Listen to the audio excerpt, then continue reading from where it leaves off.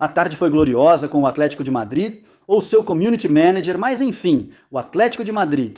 Ficando louco, o que diria Sabina? Olha, muito bem lembrado por causa do Atlético, porque mexeram com Julián Álvares. Começou a postar tweets assim, um tanto ridículos, mas tudo bem.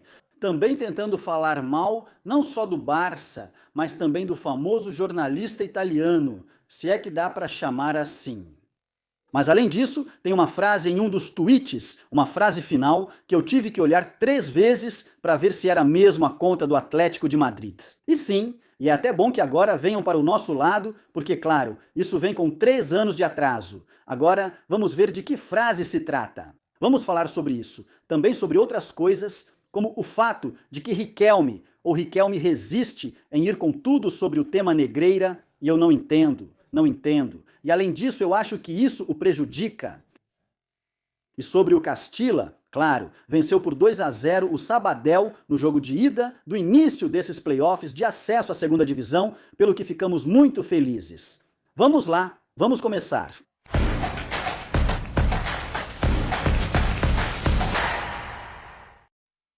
Bem-vindos, madridistas, tudo bem com vocês? Agora vamos falar desse Davi Amal, também Rafinha, Pedri. Bom, ficaram malucos. Mas o tweet que eu tive que olhar 3 vezes foi esse.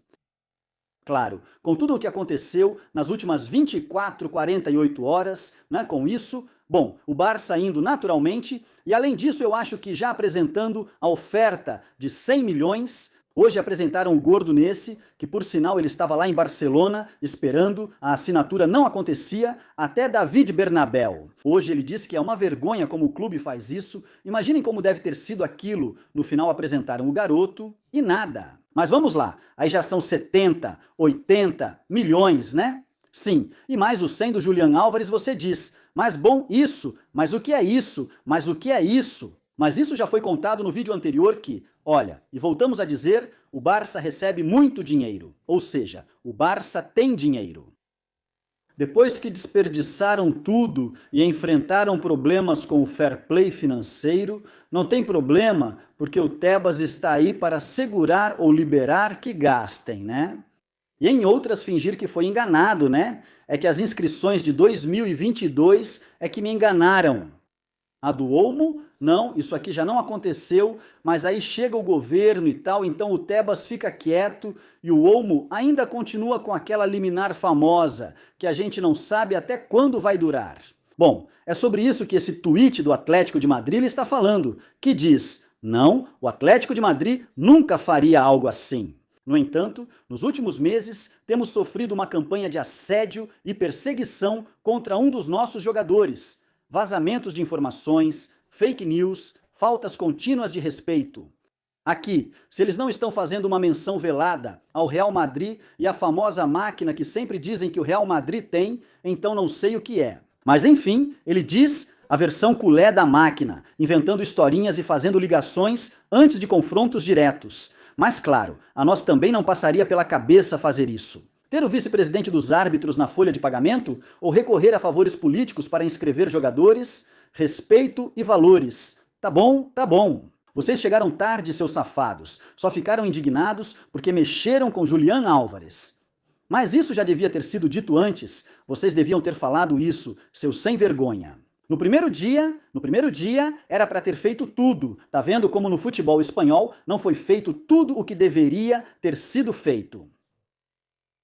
E em Madrid também.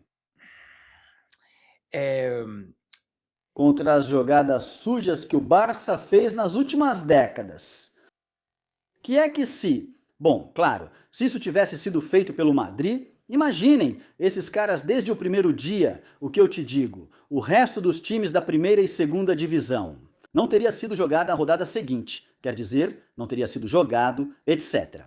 Isso já foi mais do que falado, mas que poderia ter sido feito muito mais, mas por favor, Por sinal, hoje estive no The Objective com Marcos Ondarra e bom, vocês vão gostar, vou colocar na descrição deste vídeo aí o link. Fizemos um especial sobre as eleições do Real Madrid, vocês vão gostar. Deem uma olhada lá. Como eu disse, está na descrição deste vídeo, o link para o vídeo no The Objective. Fizemos ao vivo às 7 da noite e está lá gravado para vocês. Agora eles só fingem indignação. Mexeram tanto com o orgulho deles que finalmente decidiram fazer algo assim. Mas a coisa não parou por aí e agora vamos falar sobre o caso Negreira. Aliás, a coisa não parou por aí porque começaram a postar tweets desse tipo. Here we go! Enviamos um fax para o Barcelona com nossa oferta de transferência, incluindo 4 ingressos para o show do Bad Bunny amanhã, assinatura anual do ABC, pacote de sementes de girassol. É preciso reconhecer, o CM foi engraçado. Agora aguardamos ansiosos a resposta para preparar o anúncio. Aqui também tirando um sarro do Fabrício Blaugrano, essa do Pedri. Algumas perderam a graça, essa estava razoável. Para esta segunda oferta, tivemos um problema, acabaram os ingressos para o show de amanhã. Então vamos melhorar a proposta anterior com 6 para o de domingo.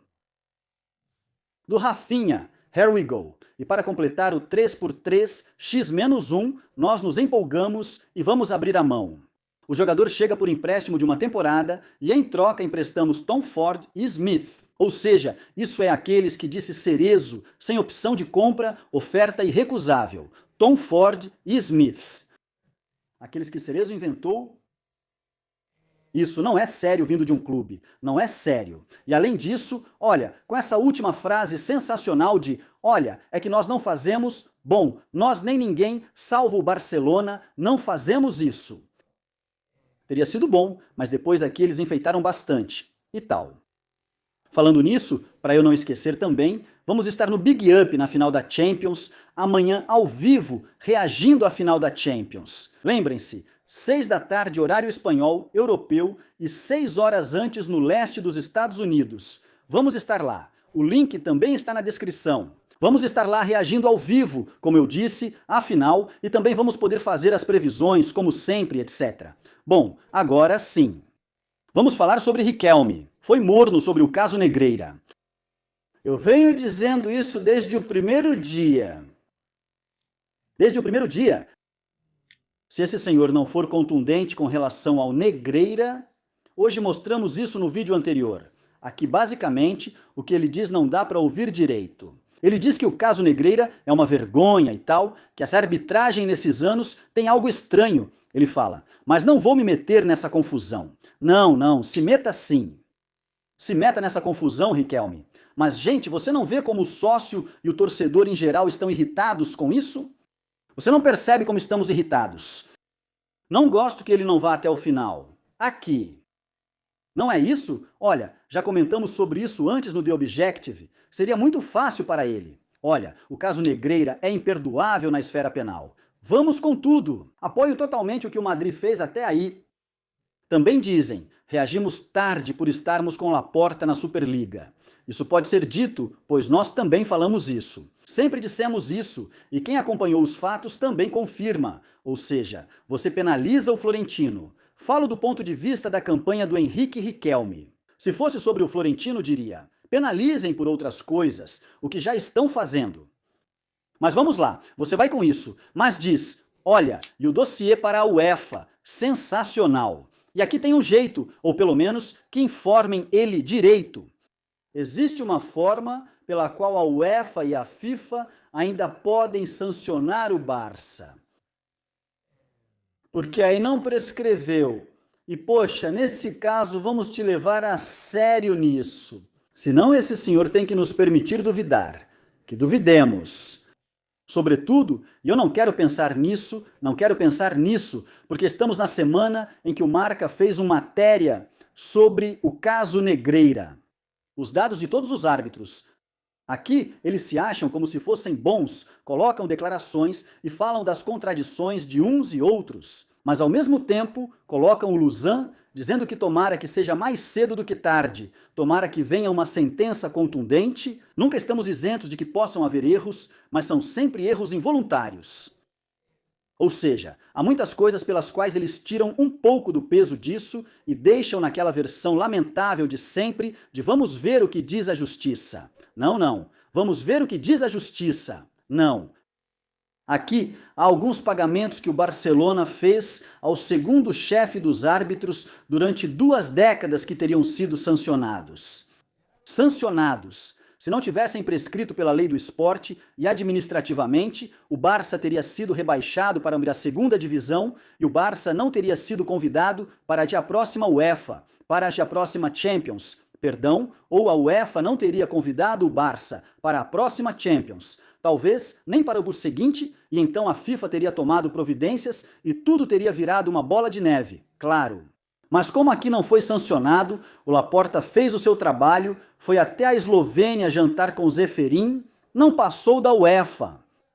Ninguém apresentou nenhum relatório para a FIFA. O Madrid esperou 3 anos para fazer isso. Sim, ingressamos na ação penal, mas foram 3 anos em outras vias para que o Barça recebesse sua punição.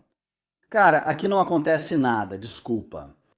Pagamentos que um clube não pode fazer a um vice-chefe dos árbitros estão sendo vendidos como se a questão fosse: os árbitros influenciaram? Olha, vamos ver como foram as arbitragens, porque até mesmo neste relatório fala de alguns casos muito surpreendentes, de árbitros, porque claro, isso não dá para esconder, de árbitros que não tinham mácula. Entende o que quero dizer quando digo que não tinham mácula, né? No comportamento com o Barça, no sentido de que o Barça não tinha perdido nenhum jogo com eles, era tudo impecável para o Barça, claro. E que com o Madrid, por exemplo, era exatamente o contrário. E bom, o saldo da arbitragem era terrível, etc. Mas no final desse relatório, dessa reportagem, eles deixam como uma coisa de decidam vocês mesmos, decidiram os árbitros, aqui estão os números, agora decidam. Não, é que não importa se isso pode ser interpretado ou não. Um clube não pode pagar milhões a um chefe de arbitragem, nem em dinheiro, nem pessoalmente, nem através de uma empresa. Não pode, é impossível, isso já deveria ter sido punido. E, no entanto, olha no que o Marca está fazendo agora, e justamente nesses dias. Isso não está me cheirando bem. Isso não está me cheirando bem. Não. Vamos falar sobre a questão do voto por correio, porque ontem na Rádio Cope tinha um sócio do Real Madrid que queria votar no Florentino Pérez. Aliás, ele disse isso sobre o voto por correio, que para mim é uma vergonha, cara, que até hoje isso tenha que ser assim. Quem está nos ouvindo é o Raul Barros, ele é sócio do Real Madrid e quer votar por correio. Não sei se ele vai fazer isso ou não. Olá, Raul, tudo bem? Boa noite. Olá, Raul. Olá, boa noite, Guama, tudo bem? Como estão? Você é sócio do Real Madrid, certo? Sim, é isso mesmo. Ontem fui aos escritórios do Real Madrid pegar a documentação para votar por correio. Isso é um imbróglio sem solução, um convite para não votar. Porque eu tenho que procurar um tabelião que ontem eu... Obrigado. Ao tabelião da minha família para fazer uma gestão por correio. É preciso lavrar ata notarial, mas não me deram horário até 10 de junho. Então fico impossibilitado de votar. Então você abriu mão do direito de votar porque não permitem? Claro, como não tenho nenhum tabelião para me ajudar que possa fazer isso para mim, porque além disso é uma confusão, na folha que colocam, bom, é que ninguém entende isso. E além disso, no meu caso, eu ia votar claramente no Florentino, ou seja, o Florentino perde um voto comigo, porque eu gosto do Florentino e queria votar nele, mas por questões pessoais não vou estar em Madrid nesse fim de semana. Então eu me vejo, claro, já resignado a não poder votar. Quando você fala de confusão, além da questão do cartório, que outra confusão você percebe no processo? Olha, aqui está escrito na folha, ou seja, o sócio eleitor coloca que deverá comparecer a um cartório livremente escolhido por ele, com seu documento de identidade, para que possam verificar minha identidade. Por meio de lavratura de uma ata notarial de envio por correio registrado, emita seu voto por correspondência colocando a cédula no envelope. Tudo isso mais o certificado de inscrição no censo eleitoral e uma cópia simples da ata notarial de envio por correio registrado. No envelope padrão de envio do voto aprovado por esta junta eleitoral. No exterior, devem constar nome, sobrenome e número de associado do eleitor, enviados por cartório via correio registrado da Caixa Postal 6.000 de Madrid, 6.031, aberto para isso. Então, diante disso, preciso pagar o cartório, que disseram custar cerca de 100 euros. Como assim? Depois Madrid, 100 euros, 100 euros. Sim, porque depois eles colocam Madrid no final da fatura, diz que a fatura correspondente ao gasto notarial será enviada por correio comum ao clube, indicando o número da conta para que o clube faça o reembolso posteriormente. Ou seja, se alguém entendeu tudo o que eu disse, porque eu li, é que eu não entendo nada, de verdade. Não, eu também não. E eu sou uma pessoa formada e de verdade eu não entendo. Sendo que é tão fácil, eu tenho aqui o envelope do caixa postal, coloco meu voto dentro, vou até a agência dos Correios e envio. Com o seu documento de identidade, Eles comprovam que esse voto é seu, claro. minha com cópia do IEU. DNI, mas não sei se Florentino percebeu que isso pode estar prejudicando ele. De verdade. É que não. Não, eu não tenho nenhum problema. Eu reconheço que estou muito satisfeito com Florentino, com seus prós e contras, logicamente. Quero votar no Florentino, mas não posso, pois não conheço nenhum tabelião amigo que dê um jeito de me encaixar amanhã, mas isso já não importa. É a quantidade de interesse que você tem que ter para depositar o voto. Ou seja, teria que colocar totalmente. Claro, é que você tem que fazer uma série de coisas que não sei se todo mundo tem tempo. Que ver porque, claro, é que é uma vergonha. É uma vergonha. E bastaria fazer isso pelo correio. É verdade que, bom, o tabelião dá aquele toque de que aí sim é impossível que alguém seja enganado. Mas claro, você paga ao tabelião 50 ou 100 euros e depois o clube te reembolsa sabe-se lá quando e tal. E eu digo de verdade, ou seja, é terrível. Bom, então Henrique Riquelme se adiantou, isso é uma coisa boa que ele fez ao dizer aos sócios que eles podem ir à sua sede em frente ao Bernabéu e lá tem um tabelião. Se quiserem votar por correio, teve quem perguntou, e se eu quiser votar no Florentino, vocês fazem isso na sede do Henrique Riquelme? Então, sabem de uma coisa? Eu vou estar viajando no domingo. Ainda não sei quando vou viajar, mas eu pensei nisso, em votar por correio, porque, claro, me dá até desânimo, né? Me dá até desânimo. E, enfim... Não sei, é que de verdade isso eu não entendo mesmo. Ou seja, que nos dias em que vivemos isso seja tão complicado. E olha, acho que aí Juanma Castanho estava certo. Isso pode complicar para o Florentino porque isso e o fato de que não vota tanta gente. Dizia Nátio Penha, que esteve comigo lá no The Objective, que ele lembra o número de sócios que votaram nas eleições de 2000, 2004, 2006. E na que mais votaram foram 33 mil pessoas. Foram 27 mil, 30 mil e 33 mil. Cuidado!